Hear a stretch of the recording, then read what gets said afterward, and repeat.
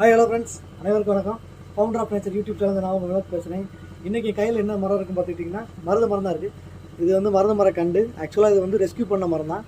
எங்கேருந்து எடுத்து மாட்டிங்கன்னா வத்தலக்குண்டு டு தேனி ரோட்டில் இருக்க வாய்க்கால் ஓரங்களில் ஒரு பெரிய பெரிய மருத மரங்கள் 3 மரங்கள் இருக்குது நம்ம ஊரில்.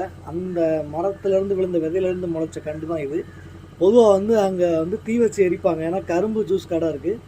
அந்த வேஸ்ட்டு சக்கையை போட்டு தீ வச்சு எரிப்பாங்க. அதனால் எந்த கண்டுகளும் நமக்கு சிக்காது. இந்த டைம் வந்து அமைஞ்சிருக்கு. எதிர்ச்சியாக பார்த்தேன், இந்த மரத்தை பிடிங்கிட்டு வந்துச்சு, நம்ம வந்து பிளான் பண்ணி வளர்ப்போம் அப்படின்றக்காக நான் அதை வந்து வளர்த்துட்ருக்கேன். இந்த மரம் வந்து பார்த்துக்கிட்டே நம்மளுக்கு ரொம்ப ரொம்ப அதிக வருடங்கள் வாழக்கூடிய மரம், ஆக்சிஜன் நல்லா தரக்கூடிய மரம். தேனி மாவட்டத்தில் தான் அதிகமாக இருக்கும். இந்த மரம் வந்து பார்த்துக்கிட்டிங்கன்னா நமக்கு வந்து அதிகமாக எங்கே பார்க்கலாம்னா தேனி மாவட்டத்தில் சொன்னோம்ல, இது வந்து பெரிய குளத்தில் இருக்க சுப்பிரமணிய சுவாமி கோவிலில் இந்த மரம் வந்து பார்க்கலாம். அந்த ஆத்தோரங்களில் இருக்கும்.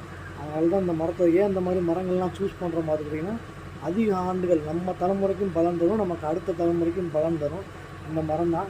இந்த மரத்தை வந்து இன்றைக்கி நம்ம பிளான் பண்ண போகிறோம். இது தேனியில் இன்னொரு இடத்துல எங்கேருந்து பார்த்திங்கன்னா ஆண்டிப்பட்டியில் மாவூற்று வேலப்பர் முருகன் கோயிலில் இந்த மரம் இருக்கும்.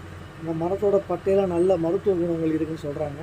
அதனால் இந்த மாதிரி பல தலைமுறைகள் வாழக்கூடிய மரங்களாக சூஸ் பண்ணி நம்ம ஃபவுண்டர் ஆஃப் நேச்சர் சேனலில் வளர்த்துட்ருக்கோம்.